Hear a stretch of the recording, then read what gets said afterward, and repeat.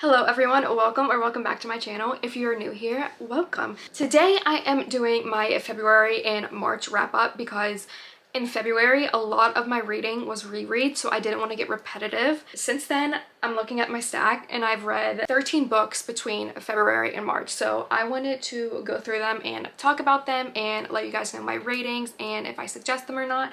So yeah, let's get started. The first book I finished at the very beginning of March, and that is Stalking Jack the Ripper by Carrie Maniscalco. Now, right before this book, I read Throne of the Fallen. I will tell everyone and their mom to read that because I loved that book so much. And I immediately went to the store and got another one of her books, which she has a whole series on these, like Stalking Jack the Ripper. I think the other one's Escaping Houdini. And this one I actually ended up giving it a 3.5 because the very beginning like really caught my attention and the end was really good, but the middle just was starting to fall flat for me and I felt like I got bored at some parts of it. I'm gonna read you the back of it because I think it is just really interesting and it really gets you. So it says, "He murdered women in cold blood. He terrorized an entire city. He taunted those of us who hunted him down, but despite all these horrors, in the end, I could not deny it. I was the girl who loved the Ripper." So yeah, basically this follows Audrey Rose and she lives in a small town where all these murders are happening and she's trying to figure out who it is, and that murderer is Jack the Ripper. So yeah, 3.5. It was good. I do have the rest of the books in this series, so people say that they get better as it goes, so I'm excited to read those because I really like her writing. Next up, I finished the Knock 'Em Out series with Things We Left Behind. She's tabbed down. She has a lot of tabs. I love this. I think this was my favorite one out of the three. I think it goes Things We Left Behind, Things We Never Got Over, and Things We Hide from the Light. If you don't know what the Knock 'Em Out series is about, basically the small town is called Knock 'Em Out and it follows two brothers and then their best friend as the main guys and their love interests. So this one is about Lucian and Sloane, and Lucian, I just couldn't help but picture Jamie Dornan, who plays Christian Grey. If I'm not picturing Logan Lerman whenever I'm reading, I'm picturing Jamie Dornan because I just love him so much. But yeah, in the first two books, we get like hints of Lucian and Sloane and they hate each other and they've known each other since they were younger, so there's just a lot of history there and I think that's why I liked it so much. I like books whenever there's history to the relationships, and I ended up giving this one a 5 stars because I loved it. I know a lot of people were disappointed with this, but I really wasn't. I thoroughly enjoyed it and I thought that it was a really good conclusion to the series. Next up was a book that I heard like a lot of hype on TikTok and Bookstagram and just everywhere, and so I picked it up and I gave it a try. It is The Serpent of the Wings and Night by Carissa Broadbent, and I went in this with a lot of high expectations and I was definitely disappointed. I only ended up giving it 3 stars. A lot of the writing is beautiful, like I tabbed a good amount of it, but I just think outside of the romance, I just really wasn't connecting with the story. I was getting very bored and I remember thinking like, I can't wait to be done with this book. Do you know whenever you're reading and when you know you're like not the biggest fan of what you're reading, you are just like, I can't wait to be done with this book and just to put it on my shelf. That's kind of how I felt with this. I loved the romance, but like the story was getting boring for me. And I was really excited because this is like involves vampires and I love Twilight with everything in me, so I had like really high expectations for this, but it just kind of let me down. I know there is a novella in between this one and the second book. I don't know if I'm going to continue it just because I haven't thought about this book or these characters since I read it. So yeah, this one was definitely the disappointment of the stack for me, I think. And next we get into the reread section of the month of February. I decided to reread the Magnolia Parks and Daisy Hates books because Magnolia Parks Into the Dark came out. I want to show you all the tabs all together because it's gorgeous and I just want to look at them forever. So starting off, first off, if you don't know what the Magnolia Parks series is about, you've been living under a rock. It's not for everyone. It's for me. 100% for me. Basically, there are two couples, Magnolia and BJ, and then Daisy and Christian. The first, third, and fifth book follow Magnolia and BJ, and that's it. They're done after that. So Magnolia and BJ's story is out there. It's done. But then we have books 2 and 4, and then there's going to be more of Daisy, Christian, and then Daisy's brother Julian, who I also picture as Jamie Dornan. Julian, okay, I can't, let me start. So basically think high society London, Gossip Girl, with just a bunch of friendships and relationships, found family, because they are come from all of these rich families, and the parents just kind of sent them off to boarding school, and they kind of found a family within each other. So the first one is Magnolia Parks, and this follows BJ and Magnolia, and it's just kind of the beginning of their story. BJ cheats on Magnolia, and she's trying to figure out who it was with and why it happened, and there's just something about their relationship that they just can't let go of. They are bound to each other, and you don't find out why in this book, but you find out in their second book, and it is just, it's beautiful. Number 2, we meet Julian's point of view in this book, and then Daisy and Christian, and this follows Daisy hates Christian and Julian, and Daisy and Julian are part of a crime family, and Christian is also involved in that life.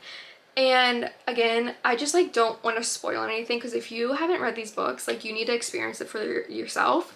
So I reread this one, and then The Long Way Home by Just Hastings, Magnolia Parks, hits so much different the second time around. All of these do, because you see like little hints of things and you're like, oh, how did I not catch that the first time around? This book completely ripped my heart out even more the second time around, and I don't know how else more to say that, because I was literally bawling my eyes out. And there's just, again, I have so many little tabs where I put FS for foreshadowing, because Justin knew what she was doing. She knew what she was doing. And then, like, my favorite book ever of all time, I can't even go into this, is The Great Undoing. Yeah, Julian Hates will always be famous in my eyes. And then, by the way, every single book in this series to me is 5 stars. I get the same feeling every single time I read them, and it is just so important to me, and I love it so, so much. But then this big old thick ass book, Into the Dark, came out, and we finally got to see what Magnolia looks like, and she's on the cover. This book is just kind of like Magnolia and BJ. They finally got their shit together, and it is beautiful and amazing to see, but there's so much heartbreak in this book because of things that happened to them, and I don't think I could have asked for a better ending to Magnolia and BJ's story. Justin did an amazing job wrapping it up, and I cannot wait for the next Daisy Hates book. I'm sorry for the last 2 minutes if you heard a sweeper or like noise in the background. My mom was running the sweeper and I didn't even realize it. Next up, if you are going to read this book, look up the trigger warnings, because I opened this book. These are all the trigger warnings, and then it actually continues on the next page. This is Butcher and Blackbird by Bryn Weaver, and I actually ended up giving this one a 4 stars. It follows Rowan and Sloane, and they are both serial killers, but they kill other serial killers, and they end up meeting each other, and so they have a bet where they meet up every year, and the first one to kill a serial killer gets something. So that's what this is about. A lot of trigger warnings. It is gory at times. I was like kind of like was not eating whenever I was reading this book at all, but it was a very interesting concept. And the second one's coming out soon, which follows his brother, and it was very interesting. It was something it was like something I've never read before, so it was like a good new thing, an exciting thing to read. However, a lot of the times I was just like, did she really just write that? It was insane. Like the cookies and cream ice cream thing, if you know, you know. Oh my god. But 4 stars. This was a really good, fun read. It's actually like, I think it's labeled as a romantic comedy. It was hilarious. I was actually laughing out loud at some of the points. Very, very good. Next, I read Good Material by Dolly Alderton, and this is my first fiction book that I read by Dolly. I know she has one other one. I have read Everything I Know About Love, and that's one of my favorite books of all times. I think every girl in their 20s should read that book. I really thoroughly enjoyed this. This follows Andy and Jen, and they actually just broke up, and it's Andy's point of view of the breakup, and at the very, very end, you get like 20 or so pages of Jen's point of view that happened through the breakup. Dolly Alderton is someone who writes books just in such a beautiful way. Her writing is so beautiful to me. I loved it so much. It basically follows Andy trying to move on from his relationship, and he is in his 30s and he realizes that everyone he knows is basically married and having kids, and he just got a relationship and he's trying to figure out how to start over. He's also a struggling comedian, and he's trying to figure out why Jed broke up with him, what he did wrong, and it is just a very beautiful story to follow. I was not bored reading this at all. I gave it 4 stars. It wasn't something that I got a 5-star feeling from, so it was definitely a 4-star read for me, but definitely a very good book with very beautiful writing. I love Dolly Alderton so much. And then I picked up Swift and Saddled by Lila Sage. This is the second in the Rebel Blue Ranch series. There's going to be one more after this, I believe. The covers of these books are just something else. These are like the quickest, easiest books, and somehow Lila like fits everything into it. Like, you don't want more, you don't want less. You're like, it's perfect. This one follows Ada and Wes, and Wes actually hires Ada to be the interior designer on the ranch for a B&B that he is creating, and it is just their story, and I loved the other characters so much. She kind of annoyed me a little bit because, I don't know, something about her just annoyed me, and it made me realize how much I really like the other characters. I gave this one a 4 stars as well because I think I liked the first one more, but I have a feeling I'm gonna like the third one even more than both of these, so I'm so excited. And then I picked up my first Olivia Blake book. I picked up One for My Enemy. I think that this has some of the most beautiful writing I've ever seen in my whole entire life. I ended up giving this one a 4 stars. I started this thinking this was going to be like my first 6-star read of the year, but then it kind of fell flat for me in the middle, and the ending low-key confused me. Like, I still don't really know what happened, but this is actually a Romeo and Juliet retelling of 2 rival witch families in modern day New York City.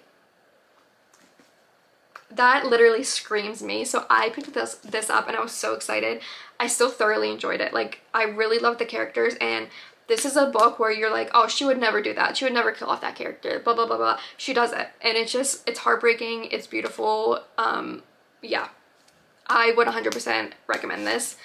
I really enjoyed it. I also was an English major in college, and I took a lot of Shakespeare classes, so being able to compare and like see little hints of things from Romeo and Juliet was really interesting for me, so I really liked this one.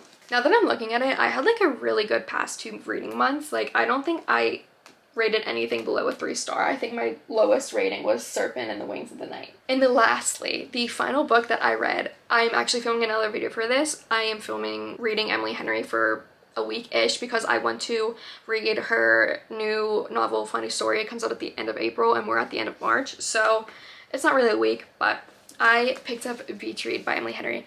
I have read Happy Place before this, and I read People We Meet on Vacation.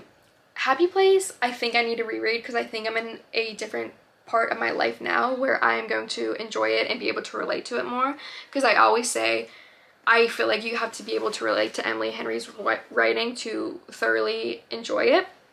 So I remember really liking People We Meet on Vacation. I read that when I got my tonsils out, and I sped through it. Happy Place fell a little flat for me. If Gus Everett was a real man, it would be over for you bitches, okay? I would need him more than I need water. This follows Gus, and it follows January, and January actually ends up moving next door to Gus, and they've known each other in college. They're both authors, and the forced proximity of this is just, I feel like I'm the last person on earth who read this book. I rated it 5 stars because it was just that amazing, and I did not want to put it down. I feel like sometimes when I read romances, I can get bored sometimes if it's just romance, but Emily Henry is more of a literary fiction with a subplot of romance, and so I think that's why I thoroughly enjoyed it. I am picking up Book Lovers next, and then I want to read Funny Story, so look out for that video, but 5 stars all the way. I posted it on my Bookstagram raving about it. Loved it, loved it, loved it, loved it. So yeah, those are the 13, I believe 13 books that I read in February and March. I had such a good reading month, like I said. The last 2 reading months, I've had such a good one, so I'm hoping April is the same. I can't believe it's April already. I'm so excited for spring and summer reads. But yeah, if you guys enjoyed this video, please like and subscribe. I have so much fun making these book videos. Like, book platforms are just the most welcoming, kind platforms I think you can have. Bookstagram, BookTok, BookTube, everyone is just so nice and kind, so I really enjoy making these videos. But yeah, I hope you guys have a great rest of your day. Thank you so much for watching. Bye!